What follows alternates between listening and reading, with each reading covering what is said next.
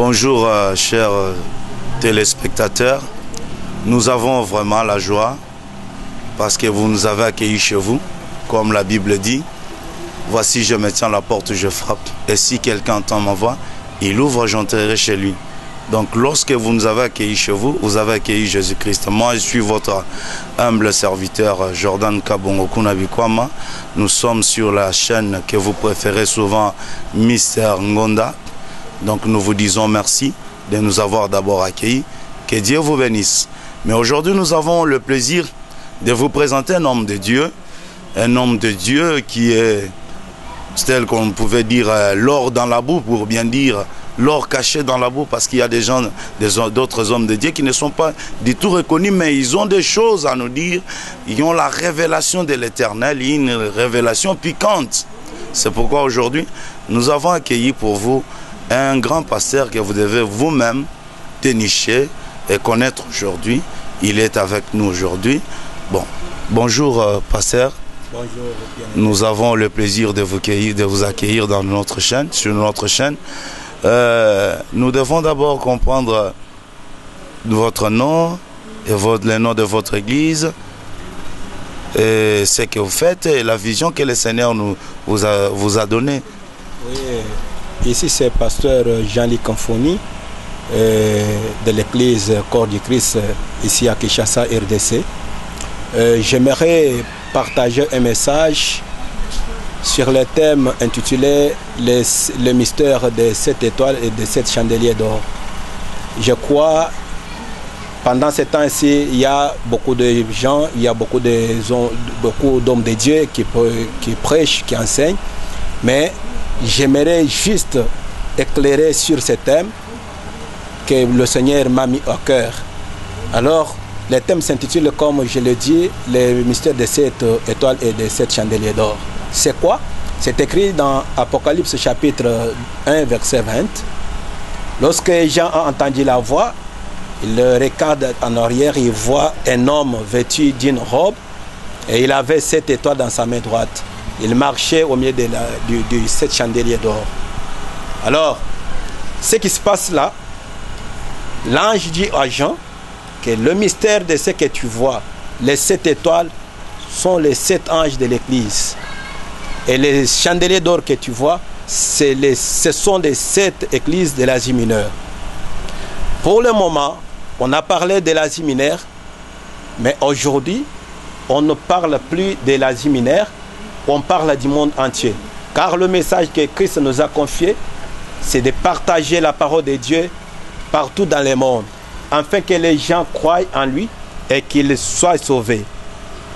Et j'aimerais décortiquer ce thème pour dire que les 7 étoiles que Jean a vues dans la main droite de l'ange, ce sont les 7 anges de cette église de l'Asie mineure. Mais aujourd'hui, ces anges-là, ce ne sont plus les anges du ciel, et ce sont des responsables de l'église actuelle. Et aujourd'hui, nous ne parlons plus de cette église de l'Asie mineure, mais on parle d'une seule église qui est l'épouse de Jésus-Christ. Et cette église ou cette épouse a un seul nom, qui est épouse de Christ. Alors c'est Christ qui avait les 7 étoiles dans sa main droite. Il a commencé à expliquer à Jean. Il a donné ce message afin que Jean aille donner ce message à l'église de Jésus. Et aujourd'hui, j'entends parler de cet âge de l'église. Pour moi, il n'y a plus le temps de cet âge de l'église. Mais selon la Bible, il y a une seule église qui est l'épouse de Christ. Selon Matthieu chapitre 16, verset 18, on peut lire. Notre message est basé sur l'Apocalypse chapitre 1, verset 20. Mais je vais vite en Matthieu chapitre 16, verset 18. Matthieu 16, verset 18 dit ceci. Et moi, je te dis que tu es Pierre, et que sur cette pierre, je bâtirai mon église, et que les portes du séjour des morts ne prévaudront point contre elle. Je crois c'est Seigneur Jésus-Christ qui parle ici. Il n'a pas dit sur cette pierre je bâtirai cette église. Il n'a pas dit sur cette pierre je bâtirai plusieurs églises. Mais il a dit sur cette pierre je bâtirai mon église. Alors cette église-là, c'est l'épouse de Christ. Les noms que nous donnons aujourd'hui à toutes nos églises locales, c'est en raison juridique ou pour exprimer la vision que la personne a eue de la part de l'Éternel. Mais selon la Bible, il n'y a qu'une seule église qui est l'épouse de Christ partout dans le monde. Église universelle. Et les anges, les étoiles, ce sont les responsables qui sont à la tête de toute église locale. C'est lui qui prend le message chez notre Seigneur Jésus-Christ pour le donner à son peuple. C'est ici que vous voyez les étoiles sont placées au ciel. C'est pour dire que l'homme de Dieu est plus haut. Il doit prendre le message qui vient d'en haut pour le transmettre à l'église de Dieu, qui est l'épouse de Christ, pour la purification, comme on l'a dit dans Éphésiens. Nous avons le devoir de purifier l'église de Jésus-Christ avec la parole pure, la saine doctrine, pour que l'église soit bien préparée pour l'enlèvement. Parce qu'un jour, l'église sera enlevée. Et l'église ne peut pas être enlevée si elle n'est pas bien préparée. On doit préparer l'église avec la parole, la saine doctrine de Jésus. Nous ne parlons plus de cette église de l'Asie mineure, mais on parle aujourd'hui de l'épouse de Christ. L'épouse qui est en train d'être préparée pour l'enlèvement. Alors, l'ange de l'église est l'étoile qui était dans le main de l'ange qui est marché au milieu de cette chandelier d'or. C'est-à-dire l'ange de l'église, le pasteur de l'église, est dans le main de son Seigneur, son maître qui l'a pris en charge, le maître qui l'a établi à la tête de l'église pour préparer l'église avec la saine doctrine, avec la parole de Dieu. Je ne sais pas si vous avez la question. Oui, oui. Maintenant, sur l'homme, l'ange qui avait les 7 étoiles, les 7 chandeliers, c'est qui pour vous? Il représente qui? C'est un ange comme tous les anges ou bien c'est qui? Merci. Le langage qui est écrit dans la Bible, ange, c'est-à-dire les responsables. Parce que les anges sont au service de l'Éternel. L'ange qui avait les 7 étoiles dans la main. L'ange qui avait les 7 étoiles dans la main, c'est notre Seigneur Jésus-Christ. Si vous voyez bien, on a décrit cet ange. Il était en robe blanche. D'abord, la robe parle du fin lin. Les fins lin, nous avons des sortes de fin lin. Le premier fin lin, c'est le fin lin de Jésus-Christ, c'est-à-dire la perfection de notre Seigneur Jésus-Christ.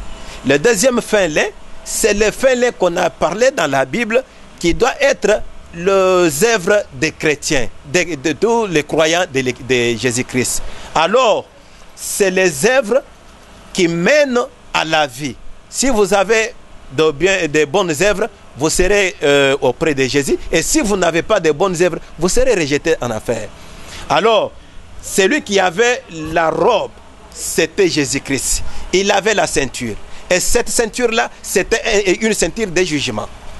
Et il avait les 7 étoiles dans sa main droite. Il avait les anges, c'est-à-dire il avait les responsables de toute son église. Le responsable qu'il a établi à l'église pour transmettre le message à l'église, pour la purification de l'église. Les 7 anges de l'église, ils sont aujourd'hui ou bien ils sont, pour bien dire, on peut parler pour eux à ce qui concerne le passé, ou bien ce sont des anges qui vivent aujourd'hui? Aujourd'hui, ce n'est plus les 7 anges. Il y a plusieurs églises locales. Malgré, nous en avons beaucoup, mais elles forment une seule épouse, qui est l'épouse de Christ. Le monde entier, nous avons une seule église, l'église de Jésus-Christ, qui est l'épouse de Jésus. Si nous lisons bien, dans Luc chapitre 4, versets 17 à 18 à 19, où on a dit que l'Esprit du Seigneur est sur moi, car il m'a oint pour annoncer la bonne nouvelle aux pauvres. Mais à la fin du verset, on a dit pour proclamer une année de grâce. C'est-à-dire, nous n'avons plus le temps de parler à l'église que nous avons les 7 âges de l'église, mais nous avons une seule année de grâce. C'est-à-dire, depuis la croix jusqu'à l'heure qu'il est, nous vivons dans une année de la grâce de Jésus-Christ. Mais pour ceux qui nous disent que nous sommes dans la dernière église, hein, la 7e église, il y a quelqu'un qui a envoyé pour cette histoire de 7e église. Qu'est-ce que vous pouvez aussi suggérer à ce sujet? Non, moi, j'en dis ce qu'on vient. Selon la Bible, nous sommes les lecteurs de la Bible. On ne parle pas du 7e église dans la Bible. Si quelqu'un parle du 7e église, c'est faux pour moi. Parce que le maître de l'église lui-même a parlé. Il a dit, sur cette pierre, j'ai bâtirai mon église. Et cette église-là, c'est l'église de la grâce aujourd'hui. Parce que nous vivons dans une grâce de notre Seigneur Jésus-Christ. Lui qui était mort à la croix pour les péchés de l'humanité. Il nous a accordé cette grâce afin que nous puissions vivre la grâce de Dieu. Et cependant, cette grâce, nous devons marcher dans la crainte de Dieu et nous devons propager la bonne nouvelle partout dans le monde, afin que les gens croient en Jésus-Christ, en ce message. Nous ne parlerons jamais de cette église, très chers et bien-aimés. Nous devons parler d'une seule église qui nous réunit, nous tous qui avons cru en Jésus-Christ. Nous sommes les membres de l'église corps du Christ. Nous devons connaître et comprendre les mystères de 7 chandeliers d'or et de 7 étoiles. Il y a une seule église. Donc les 7 anges, ils ne sont pas de notre temps, ce sont les anges du temps passé, non, le pasteur du temps passé. Les responsables de toutes les églises sont les anges établis par Dieu pour donner le message qu'ils ont pris de la part de Dieu. Ils doivent le transmettre à l'église de Dieu pour purifier l'église, pour l'édification de l'église. Tous ces gens-là sont les anges qu'on a cités. Ils ne sont plus 7, mais ils sont beaucoup. Pourquoi? Parce qu'il y a plusieurs églises qui prêchent la parole de Dieu, qui prêchent la volonté de Dieu partout dans le monde. Alors, chacun des responsables est appelé dans le langage biblique ange de Dieu. Alors, c'est cet ange-là qu'on appelle aujourd'hui pasteur et responsable. Il est docteur, il est apôtre, mais il est établi comme ange de l'église qu'elle dirige. Donc ici, il ne s'agit pas d'un homme, tout simplement. C'est le ministère que Dieu donne à n'importe qui. Celui-là est un ministre de Dieu et est vraiment représenté ici. Il a l'image d'un ange, je vois. Non. Quand on dit un ange de l'église, je sais que dans nos églises, il y a plusieurs serviteurs de Dieu. Partout dans le monde, il y a les ministres de Dieu. Mais celui qui est appelé ange de l'église, c'est le responsable de l'église qui prend le message de notre Seigneur Jésus-Christ pour le transmettre à l'église. Tout le monde n'est pas habilité à donner le message de Jésus. Parce que la Bible même nous dit, vous ne devez pas être, il ne faut pas avoir beaucoup de prédicateurs parce que vous aurez des comptes à rendre. Alors c'est le pasteur responsable qui a les comptes à rendre au maître qui l'a établi. Donc pour bien dire, l'ange qu'on parle ici, c'est un visionnaire. Oui, le visionnaire, effectivement. Effectivement. Alors, nous ne pouvons pas prêcher l'église, les 7 âges de l'église, mais nous devons prêcher une seule année de la grâce de notre Seigneur Jésus-Christ. Parce qu'un jour, la grâce sera enlevée de ce monde. La grâce ne sera plus. Mais pendant que nous avons la grâce, nous devons prêcher la grâce de notre Seigneur Jésus-Christ à tout le monde. Parce que Jésus reviendra. Il viendra bientôt. Et quand il viendra prendre son église, le jour de l'enlèvement, la grâce ira, il ne sera plus sur cette terre. Donc, vous avez entendu parler le pasteur Jean-Luc Founi. Et c'est à vous maintenant de comprendre les niveaux de la prédication et les niveaux tels que je vous avais dit. C'est comme on peut dire l'or dans la boue. On peut négliger la boue, mais là dans la boue, il y a l'or. C'est pourquoi nous devons comprendre qu'il y a des gens, des hommes de Dieu qui sont par hasard, pour bien dire, excusez-moi les termes, qui sont négligés, mais ce sont des grands. Ce sont des grands, ils ont des choses que nous devons au moins appuyer, afin que cela soit révélé partout, que ce message soit prêché partout dans le monde. Et c'est ainsi que nous lui disons merci, pasteur, de nous avoir accordé du temps. Excusez, vous savez, quand l'Église est encore sur cette terre, je crois qu'il y a d'autres choses qui se passent. Si vous lisez bien, dans 2 Thessaloniques, chapitre 2, versets 7 à 8, on nous dit quelque chose. On dit, les mystères de l'iniquité agit encore. Les mystères de l'iniquité agit sur cette terre. C'est l'esprit de l'Antéchrist qui a agi avant la croix. Et aujourd'hui, cet esprit-là agit encore dans le monde. Les gens s'entretuent. Les gens font beaucoup de choses qui sont à l'encontre de la parole et la volonté de Dieu. Mais, comme l'Église est encore sur cette terre, c'est pourquoi l'Antéchrist n'a pas de force de se manifester. Mais quand l'Église sera enlevée, l'Antéchrist sera représenté par une seule personne. Alors, les gens vont faire beaucoup de choses. C'est ce qu'on a dit dans Matthieu chapitre 24 par notre Seigneur Jésus-Christ. Il se réfère à la prophétie de Daniel. Il dit, lorsque vous verrez l'abomination de la désolation établie dans les lieux saints. Vous voyez, n'est-ce pas? Alors, comme l'Église est encore sur cette terre, l'Église a une très grande mission de prêcher la parole, la sanctification. Et nous devons comprendre et accepter, croire en ces messages pour être sauvés. Afin que le jour de l'enlèvement, nous pouvons être enlevés. Voilà. Et je suis pasteur Jean-Luc, comme je le dis.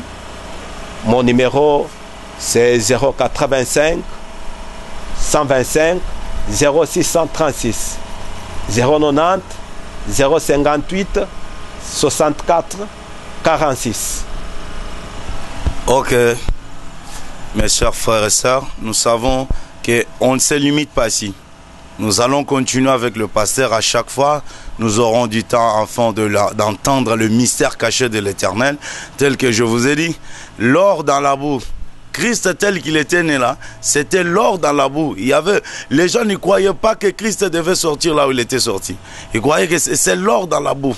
Donc il faut entrer dans la boue pour faire sortir ce qui a beaucoup de valeur. C'est pourquoi nous vous disons merci. Merci de nous avoir suivis, d'avoir suivi la chaîne préférée Mister Ngonda. Nous savons qu'à chaque fois, nous allons vous présenter toujours des épisodes de pasteur Jean-Luc qui va toutefois vous prêcher, vous montrer sur les choses difficiles, mais rendues faciles. Les lions que Samson avait tués, les lions est plus méchant, les lions forts. Mais lorsqu'il a tué les lions, la Bible dit qu'il y avait le miel qui est sorti, donc le miel était doux. Voilà, c'est pourquoi il est en train de tuer les lions. Et là, il y aura la douceur, un message que nous allons vite comprendre parce qu'il est le décodeur de l'Éternel. Il est en train de décoder les chaînes cryptées afin que nous puissions comprendre le langage de l'Éternel facilement. Nous vous disons merci, à bientôt.